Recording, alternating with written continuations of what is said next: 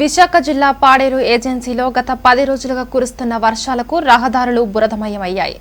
గత రాత్రి నుండి ఆకాశానికి చిల్లు పడిందా అన్నట్లు కురుస్తున్న వర్షానికి ఏజెన్సీలోని పలు గ్రామాల్లో వాగులు వంకలు పొంగిపొర్లుతున్నాయి. దీంతో నిత్యావసర సరుకులు తెచ్చుకునేందుకు గిరిజనులు అనేక ఇబ్బందులు ఎదుర్కొంటున్నారు. ఈ వర్షాల దాటికి పాడేరు డివిజన్లోని 20 లోతట్టు పంచాయతీల్లో వేసిన రోడ్లు కొట్టుకుపోయాయి.